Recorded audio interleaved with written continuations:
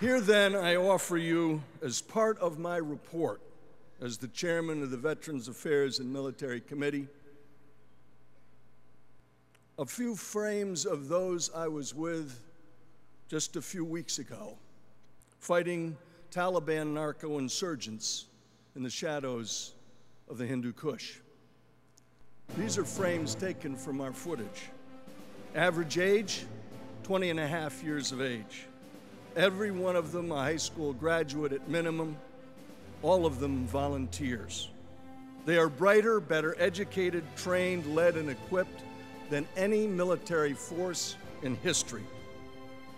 They go to work wearing an 8-pound Kevlar helmet, a 40-pound flak jacket, a 50-pound pack, and today in Kandahar, it is 123 degrees.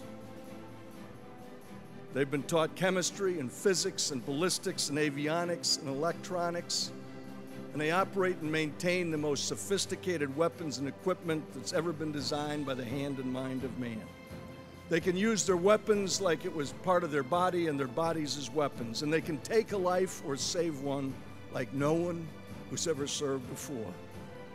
Americans in flak jackets and helmets have become the protectors of Muslim women and children and are changing that part of the world in spite of politicians in Washington or Kabul or, God forbid, at the United Nations. Today, there are more children in school, particularly little girls, and people with electricity and clean water and sanitation than ever before in history in Afghanistan. I'm inspired by the example of the 1.6 million men and women who've already served in this war on terror. I call them heroes because heroes are people who put themselves at risk for the benefit of others, and they have surely done that for us. Real heroes like them are selfless, and they define the bravest and best of this generation.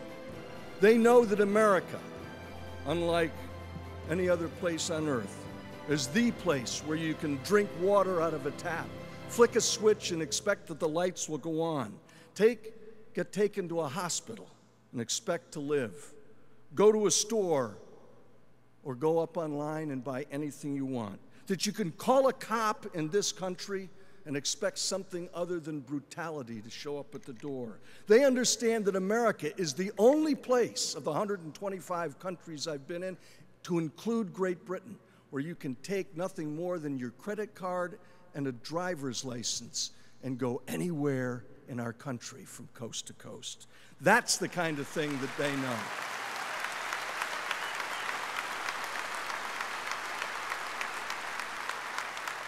Those you just saw on that screen know that our Bill of Rights is something to be treasured, cherished, and protective. They know the value of using a firearm to protect life and liberty. If that makes them extremists, as a certain Secretary of Homeland Security once described them, then please count me in that group of extremists.